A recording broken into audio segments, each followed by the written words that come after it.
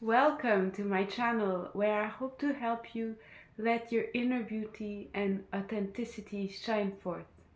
In this video, I want to share 3 poems. One of the important questions I explore is how it is to be part of a spiritual organization in which there is a history of sexual abuse as a gender fluid person. I will share my personal experience. My first poem is called Dear Sakyong, and I wrote it just as if I was writing a letter to Sakyong Mipam Rinpoche to understand better what happened with him in the last few years. Here are a few facts about Sakyong Mipam that I retrieved from Wikipedia to give us a brief context.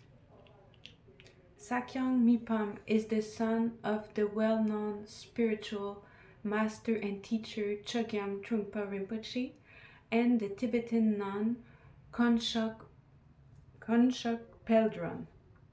He grew up in India with his mother at first until he was about 7 or 8, and eventually he came to the United States under the care of his father and teacher Chogyam Trungpa. When he was about 28 years old, he became the head of what was to become Shambhala International, and he held this position for about over 20 years.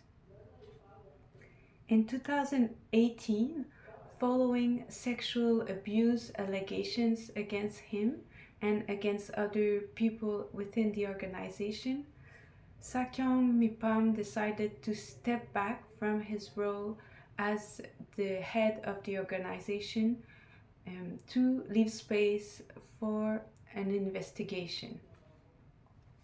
His title, Sakyong, means protector of the earth.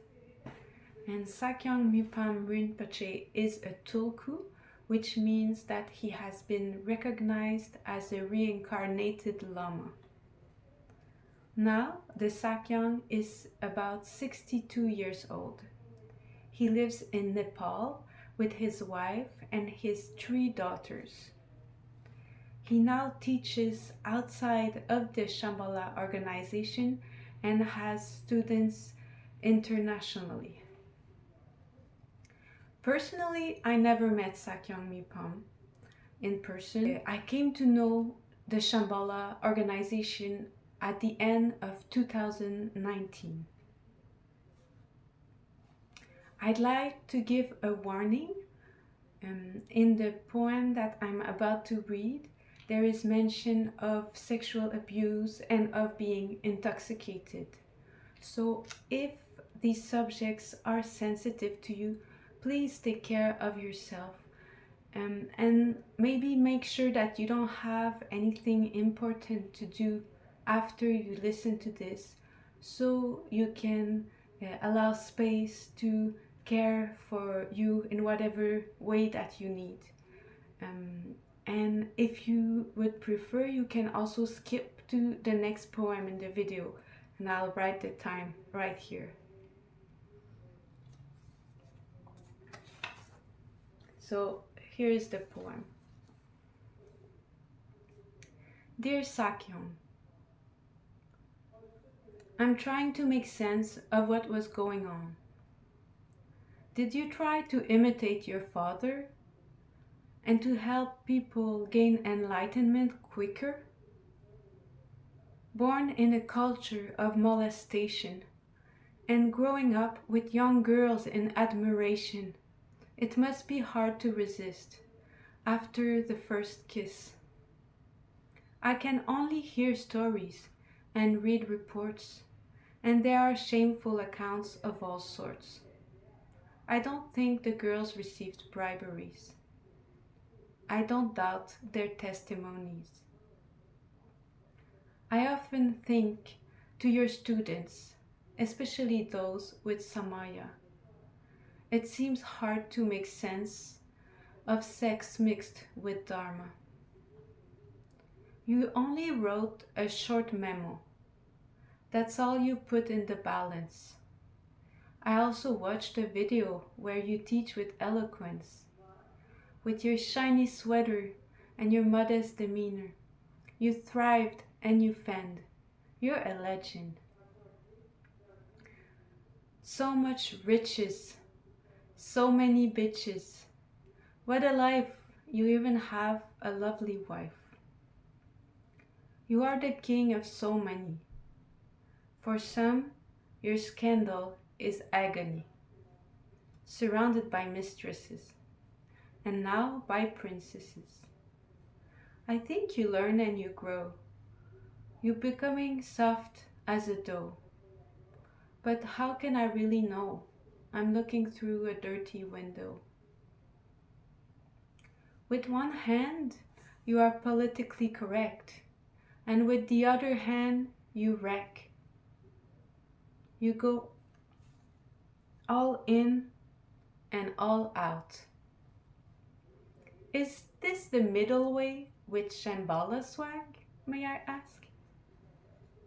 I wonder, does it work guiding girls to omniscience with your penis?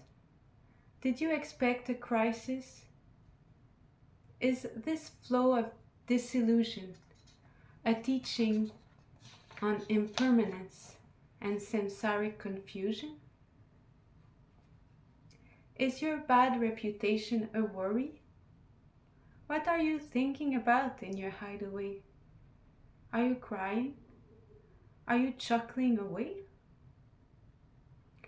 What is the effect of all this on devotion? Is this situation a magic potion? Poison is medicine. Kleshas are a tailwind. I heard that with no adversity, there is no growth. Still, I'll check you some more before I swear with an oath. And I heard that the teachers that show up depend on the karma we made up. Looking at you, I get a cue. How many times did I get intoxicated? How deep did I bury my feet in the mud? With my feet in the silt, a lotus flower can be built. Thanks for this insight, and for helping me uncover my might. Anyways, let's see how we go. I'll come again to see your show, so I can laugh, cry, and grow. Let's take it slow.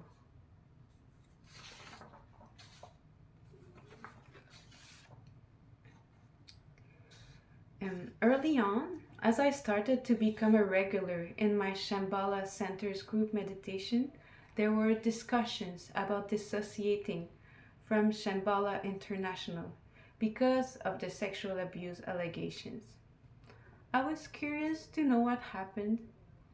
I still didn't feel that this subject was very important to me yet. About 1 year later, as I became more involved with Shambhala activities, it struck me.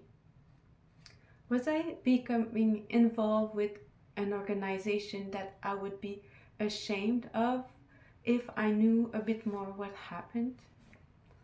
So I read some news articles and excerpts from Buddhist Project Sunshine reports. I also became aware of what some people were doing to help the community recover from the troubles and the difficulties. After my readings, I contemplated the questions of whether I should quit the organization. Some insights began to surface. One of them was that I thought it was better to be part of an organization with people who were unafraid to bring difficult topics to the table and to discuss them openly. On top of this, I was thinking it wouldn't be better if I found myself in another spiritual organization in which there was the same problems but that would be kept hidden. Furthermore, I could witness that was work done in the creation of a code of conduct meant to reduce the harms.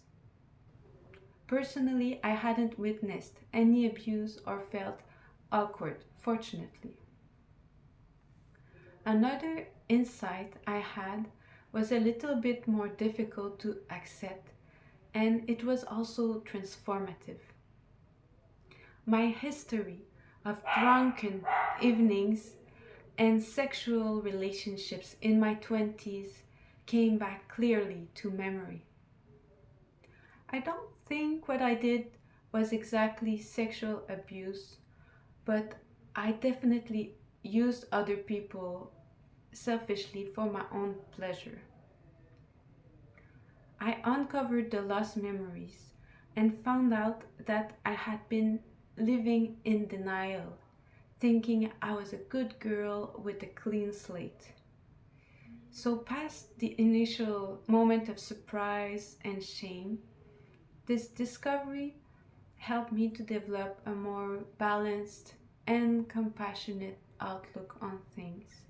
So I think I was able to be in touch with the pain of people who had been victim of sexual abuse by empathy, and I was on the other hand also being able to be in touch with the pain and the confusion of people who had been perpetrators of sexual misconduct.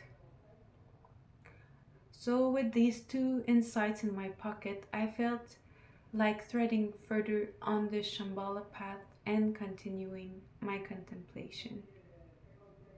And over time, I witnessed that the organization continued to facilitate conversations where different point of view could be heard, and I really enjoyed one of the course they put together, and it was led by Holly Gailey, and it is called, it's still available, Gender Dynamics, Conversations on Gender and Sexuality and the Three Yanas of Buddhism.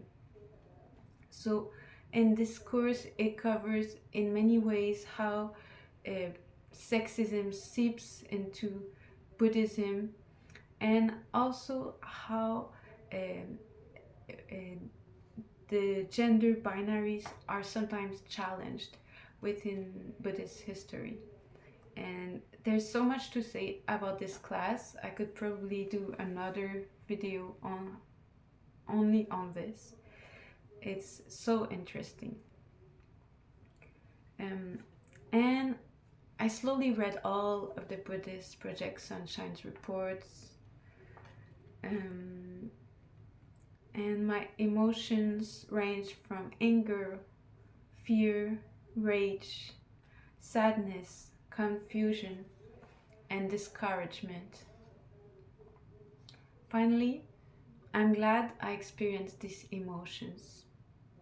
I've let them flow through my body and leave, like visitors carrying a story. To conclude this part of the video, I will say that Sakyong Mipam is one of the teachers in the sky of the many teachers that I learned from. I aim to continue walking my path cautiously and with a panoramic awareness. I'm still contemplating the effects of sexual misconduct that happened at large in Shambhala. I don't want to totally close myself off to the beautiful Shambhala teachings because a few people had lousy behavior in the past. I will know how to be careful. I learned from myself and from the stories courageously shared by other women and men.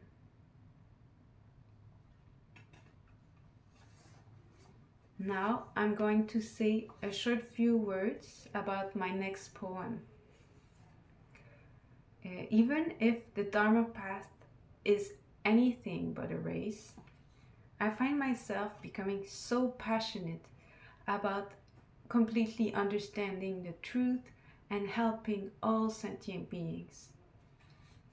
Sometimes I find this call to be just like the magnetism and heat of lust. Hence this poem, which is called My Mind is Red. I'm aware that this comes in contrast to what I just mentioned about the last poem. It is normal. We're talking about a complex situation.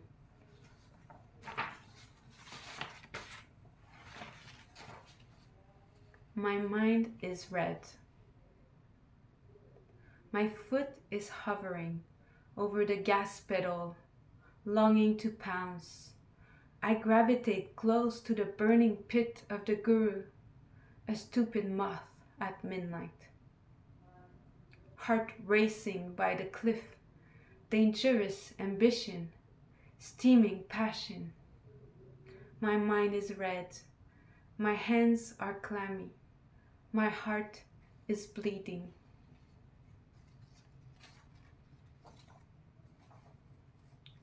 Finally, a few words about the last poem I will read.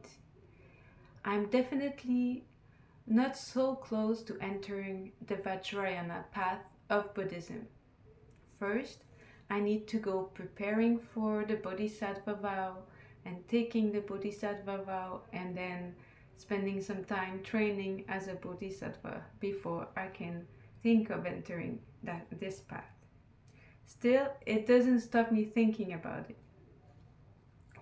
I read in the book called Words of My Perfect Teacher a long list of things you have to check in someone before you can start to think of choosing him as your guru. It felt daunting because obviously many of those things I don't master myself. For example, the rational part of me doesn't feel at ease when I wonder if my potential guru has respected the inner vow of the Mahayana and the secret vow of the Vajrayana, or else if they master ritual practices. How am I supposed to check that? The Vajrayana is reputed to be dangerous if you are not taking it seriously. I am scared. Nevertheless, I can always stay in touch with my innate Buddha nature, and this suits my anxious rationality. So the title of my poem is At the Door of the Vajrayana. At the door of the Vajrayana, I'm in a strange magma. My intuition is zinging like a shooting star, while my feet are sticking to the tar. I check my guru before giving him a blank check, ticking the boxes one by one, even if I already had my answers at dawn. In my sweatbox, I'm making a stratagem. I pile up my blocks and I punch them. I'm just fooling around, hoping for my crown. A coward in the dark, not ready to embark. I'm still a bit too fearful to jump in the puddle. Will I disintegrate when I cross the gate? I let go of my stuff so I can leave off the cuff. I feel capable. But can I be prepared for the unpredictable? My question is futile. I'm undoing a puzzle. In the big sky dome, I'm coming home. Let's recap. In this video, I shared my experience of participating and learning in the Shambhala International organization. One of the things that I learned is that the subject of sexual misconduct is not only an opposition of victim versus predator, good versus bad. To me, it appears more complex. I hope this video was informative and helpful. If you liked it, give me a thumbs up and subscribe to my channel for more videos about being human and the natural world. Stay fabulous. Take care. Bye.